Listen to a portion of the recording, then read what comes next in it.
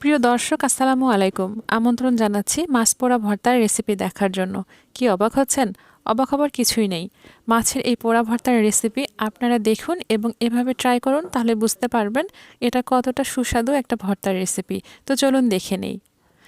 আমি এখানে 6টা টাকি মাছ পুড়িয়ে নিয়েছি। এটা একদম কোনো কাটাকাটি ছাড়াই মাছটাকে শুধু মেরে তারপর আগুনের পুড়িয়ে নিয়েছি। একদম যে খড়ির চুলা থাকে, আমি সেই খড়ির চুলাতে এটাকে পুড়িয়ে নিয়েছি। আর এভাবে এর যে আঁশগুলো আছে সেগুলো পুড়ে গেছে আর মাছটা ভেতর থেকে সেদ্ধ হয়ে গেছে। এ অবস্থায় আমি এর আঁশগুলোকে ছাড়িয়ে নিচ্ছি।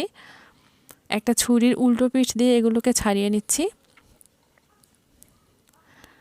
দর্শক, মাছটা কিন্তু একদম আমি কাটিনি, এটা সম্পূর্ণই কিন্তু থেকে গেছে, একেবারে আস্ত।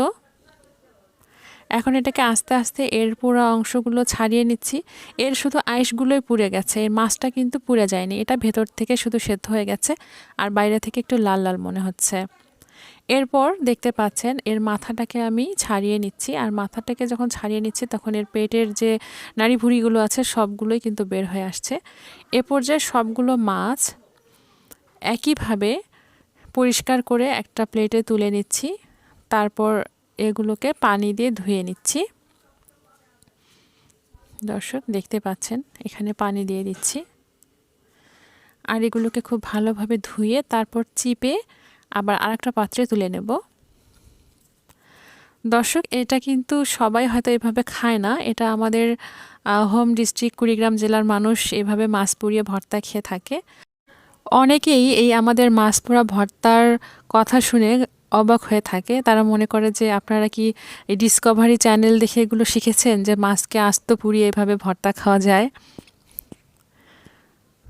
তো দর্শক দেখতে পাচ্ছেন এভাবে আমি মাছগুলোকে কিন্তু ধুয়ে পরিষ্কার করে কাঁটাগুলো ছাড়িয়ে তুলে নিয়েছি। তারপর এখানে আমি নিয়েছি শুকনা মরিচ, কাঁচা মরিচ এবং কাঁচা পেঁয়াজ। আর এখানে লবণ দিয়ে দিচ্ছি স্বাদ মতো। মরিচটাও নিজের পছন্দ অনুযায়ী দেবেন। আর কাঁচা পেঁয়াজটাকে একটু বেশি পরিমাণে দিলেই এই ভর্তাটা বেশি ভালো লাগে। এখানে আমি প্রথমেই লবণ দিয়ে মরিচটাকে মথে নিচ্ছি। তারপর পেঁয়াজ এবং কাঁচা মরিচ নিয়েছি, সেটাকেও মথে নিচ্ছি। আপনারা চাইলে এখানে ধনিয়া পাতাও দিতে পারেন, কিন্তু আমি এখানে ধনিয়া পাতাটা অ্যাভয়েড করেছি। এখন এখানে সরিষার তেল দিয়ে দিচ্ছি। সরিষার তেল দিয়ে তারপর সম্পূর্ণ মাছটা সহ এটাকে মথে নিচ্ছি। দর্শক, আমার রেসিপি যদি আপনাদের ভালো লেগে থাকে প্লিজ আমার চ্যানেলটিকে সাবস্ক্রাইব করুন এবং লাইক কমেন্ট শেয়ার করুন। আর যারা অলরেডি সাবস্ক্রাইব করেছেন থ্যাংক ইউ সো মাচ। আর যারা ফেসবুক পেজ থেকে ভিডিওটি দেখছেন তারা আমার পেজটিকে ফলো দিয়ে রাখুন আমার নিয়মিত ভিডিও পেতে। দর্শক, আমার কিন্তু ভর্তাটা রেডি হয়ে এসেছে। দেখুন কত সুন্দর ভর্তা হয়েছে। আশা করি আমার রেসিপিটি আপনাদের ভালো লেগেছে। সুস্থ থাকুন, নিরাপদে থাকুন। আল্লাহ হাফেজ।